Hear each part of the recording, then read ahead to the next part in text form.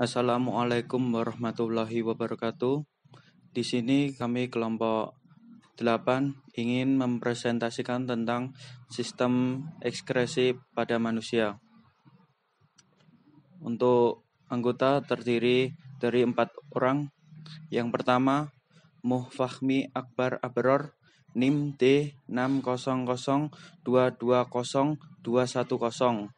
Yang kedua, Evi Tri Ayuni D600220233. Yang ketiga, Pramudita Adi Nugroho D600220204.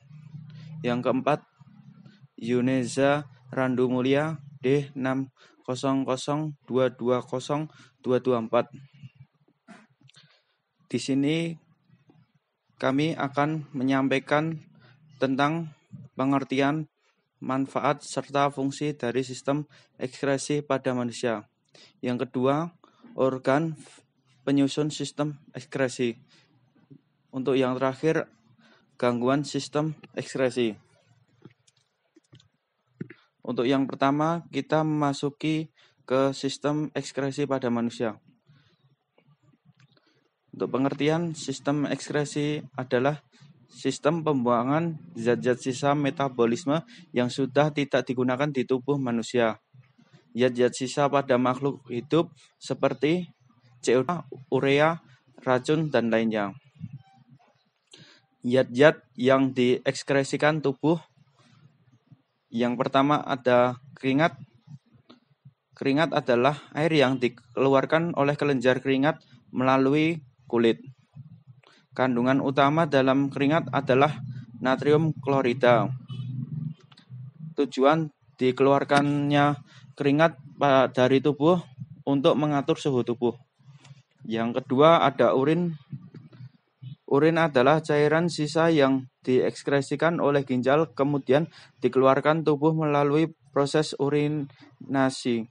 Tujuannya untuk membuang molekul-molekul sisa dalam darah yang telah disaring oleh ginjal untuk menjaga homeostatis tubuh. Yang ketiga, ada karbon dioksida. Sisa metabolisme akan dikeluarkan dari sel-sel dalam jaringan tubuh dan masuk ke dalam darah melalui pembuluh balik dan dibawa ke jantung. Yang terakhir ada cairan empedu. Cairan ini berwarna hijau kebiruan yang berfungsi untuk mencerna makanan berlemak. Komposisi cairan empedu antara lain ada garam mineral, pigmen, kolesterol, fosfolipid, dan air. Untuk manfaat dari ekskresi tubuh, yang pertama untuk membuang limbah yang tidak berguna dan beracun dari dalam tubuh kita. Kedua, mengatur suatu konsentrasi dan volume cairan tubuh. Yang ketiga, mempertahankan suatu temperatur tubuh dalam kisaran normal. Yang keempat, homeostatis. Untuk fungsinya sendiri, berfungsi sebagai benteng dan keseimbangan sistem pencernaan. Sementara kita mengonsumsi makanan untuk menyehatkan tubuh dan menyediakan energi, sistem ekskresi memastikan bahwa homeostatis dipertahankan, terlepas dari perubahan nilai gizi makanan.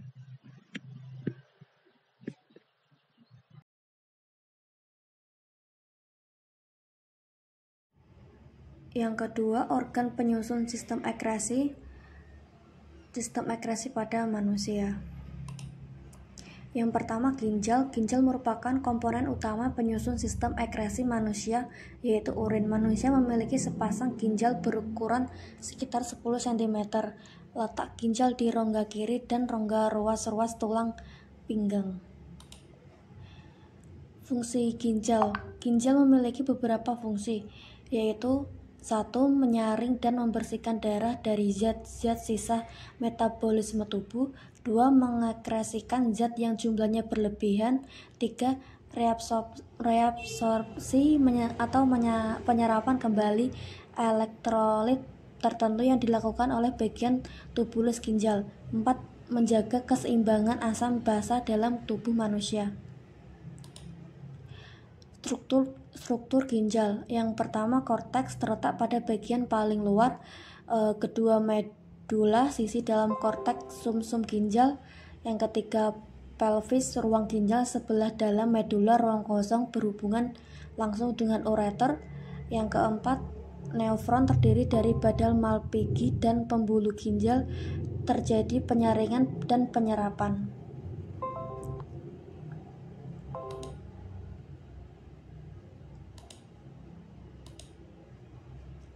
Struktur ginjal. Yang A, korteks terdiri dari neofron sebagai penyaring darah yang terletak pada lapisan terluar yaitu korteks ginjal. Pada Malpighi yaitu terdiri dari 1 glomerulus, 2 kapsul Bowman yang mana berfungsi sebagai pembungkus glomerulus. Struktur ginjal yang ke B, medula. Medula terdiri dari 1 tubulus proksimal berfungsi mengurangi isi filtrat glomerulus 80-85%. Yang kedua, lengkung Henle bekerja membantu pergerakan air Na dan Cl sebagai independen dari klorida cairan interstitial. 3. Tubulus distal berfungsi sebagai tempat pertukaran mensekresi ion hidrogen. Part of the animal cell. Yang C, neofron ginjal. Yang pertama sebagai tempat penyaringan dan pembentukan urin. Yang kedua sebagai pengumpul hasil ekresi yang disimpan di dalam pembuluh yang terdapat di piramida ginjal serta sebagai alat penghubung ke ureter dan berakhir di vesikel urinaria. Yang D, pelvis ginjal atau ruang ginjal. Yang pertama sebagai tempat permuarannya tubulus. Yang dua, membuang sampah sisa metabolisme yang mengandung nitrogen misalnya amonia. 3. Membuat substansi asing sebagai obat-obatan atau zat beracun dari dalam tubuh. Proses pembentukan urin. 1. Filtrasi. Proses pembentukan urin diawali dengan penyaringan darah yang terjadi di kapiler glomerulus. Selain penyaringan di glomerulus juga terjadi penyerapan kembali sel-sel darah, keping darah, dan sebagai besar protein plasma. Hasil penyaringan di glomerulus disebut filtrat glomerulus atau urin primer, mengandung asam amonia, glukosa, natrium, kalium, dan garam-garam lainnya. 2. Reabsorpsi. Bahan-bahan yang masih diperlukan di dalam urin primer akan diserap kembali di tubulus contortus proximal, sedangkan di tubulus contortus distal terjadi penambahan zat-zat sisa dan urea. Setelah terjadi reabsorpsi, maka tubulus akan menghasilkan urin sekunder. Zat-zat yang masih diperlukan tidak akan ditemukan lagi. Sebaliknya, konsentrasi zat-zat sisa metabolisme yang bersifat racun bertambah, misalnya urea. Yang ketiga, augmentasi. Augmentasi adalah proses penambahan zat sisa dan urea yang mulai terjadi di tubulus contortus distal. Dari tubulus ginjal, urin akan menuju rongga ginjal, selanjutnya menuju kantong kemih melalui saluran ginjal. Urin akan keluar melalui uretra. Faktor-faktor yang mempengaruhi produksi urin. Urin yang dikeluarkan oleh ginjal sebenarnya sangat dipengaruhi oleh faktor dalam dan luar dari individu yang bersangkutan.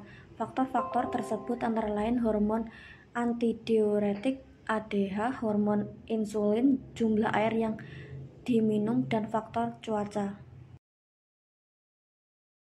Perkenalkan, nama saya Pramudita Adi Nugroho. Di sini saya akan melanjutkan materi yang telah disampaikan teman saya sebelumnya. Yang nomor 2, paru-paru. Paru-paru terletak di sisi kanan dan kiri rongga dada manusia yang dilindungi oleh tulang rusuk. Paru-paru kanan memiliki 3 gelambir dan paru-paru kiri memiliki 2 gelambir. Paru-paru merupakan kumpulan gelembung alveolus yang terbungkus oleh selaput yang disebut selaput pleura. Fungsi paru-paru. Fungsinya adalah untuk mengeluarkan karbon dioksida dan uap air.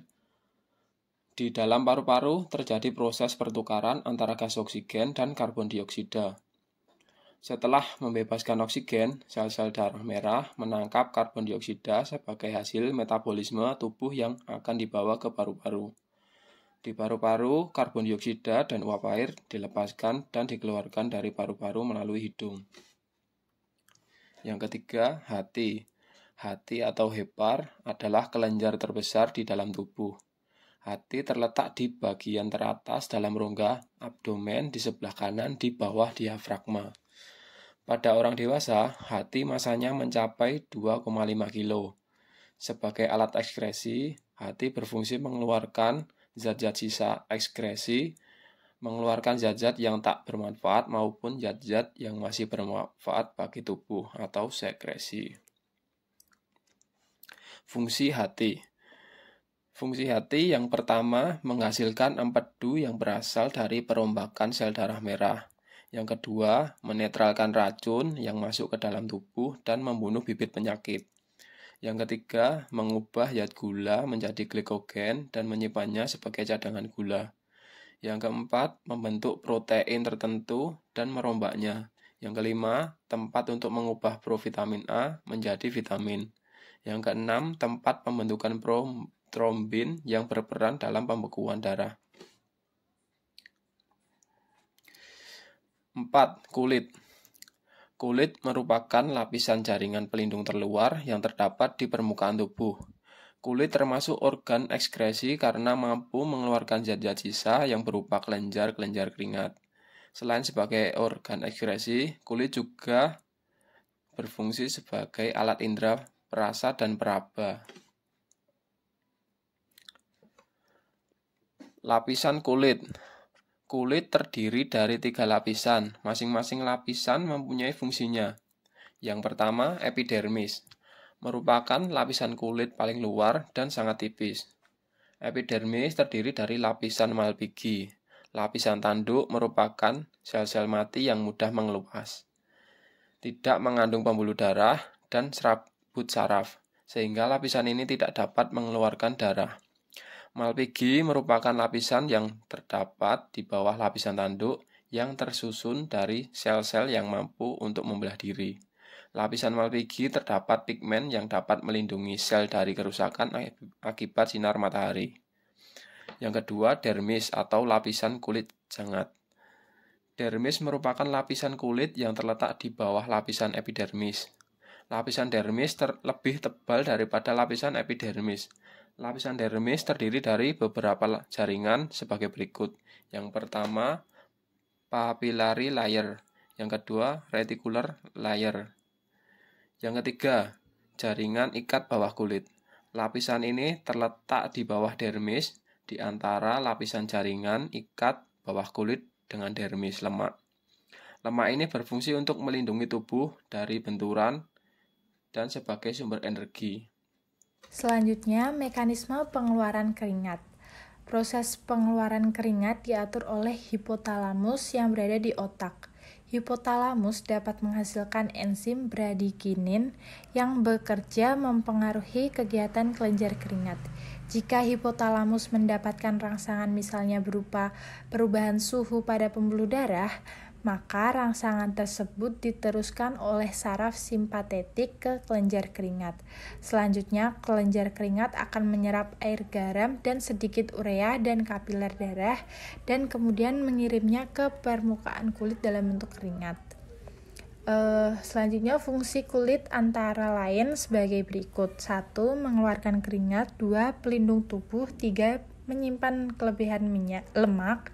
4. Mengatur suhu tubuh. Dan yang terakhir, tempat pembuatan vitamin D dari provitamin D dengan bantuan sinar matahari yang mengandung ultraviolet. Materi selanjutnya yaitu gangguan sistem ekskresi. Gangguan sistem ekskresi yang terdapat pada ginjal yaitu batu ginjal. Batu ginjal adanya endapan kalsium. Kemudian diabetes mellitus atau kencing manis. Urin ini mengandung glukosa. Albuminuria, urin mengandung protein. Diabetes insipidus, kekurangan hormon ADH atau biasanya ini penderita beser. Gagal ginjal atau anuria itu kegagalan produksi urin. Selanjutnya uremia adalah terdapat urea dalam darah, dan nefritis yaitu peradangan pada nefron oleh infeksi bakteri Streptococcus. Selanjutnya pada paru-paru. Gangguan pada paru-paru biasanya tuberkulosis atau biasa dikenal TBC disebabkan oleh bakteri Mycobacterium tuberculosis. Dan asma merupakan penyempitan saluran pernafasan utama pada paru-paru yang ditandai dengan susah untuk bernafas atau sesak napas disebabkan oleh bronkospasme. Selanjutnya gangguan pada hati. Yang pertama liver, menurunnya fungsi hati karena terjadi kerusakan hati yang disebabkan oleh virus, alkohol, dan lain-lain. Yang kedua sirosis hati, yaitu pengerasan pada hati. Yang ketiga hepatitis A, yaitu peradangan hati. Selanjutnya ada hepatitis B, yaitu infeksi hati. Kemudian hepatitis C, yaitu pembekakan pada hati. Dan ada kanker hati serta penyakit kuning, yaitu kondisi kulit dan mata berwarna kuning karena kadar bilirubin melebihi normal. Selanjutnya gangguan pada kulit. Yang pertama biang keringat, yaitu tersumbatnya kelenjar keringat menyebabkan terbentuknya ruam dan gatal. Yang kedua kadas atau kurap, yaitu infeksi kulit karena jamur. Yang ketiga vitiligo, yaitu kehilangan pigmen kulit. Yang keempat jerawat, yaitu penyumbatan pori-pori kulit karena kotoran maupun bakteri. Yang kelima kanker kulit, disebabkan karena paparan sinar UV yang berlebihan. Sekian dulu itu materi tentang sistem ekskresi manusia dari kami, kelompok 8. Mohon maaf apabila ada salah kata. Terima kasih. Wassalamualaikum warahmatullahi wabarakatuh.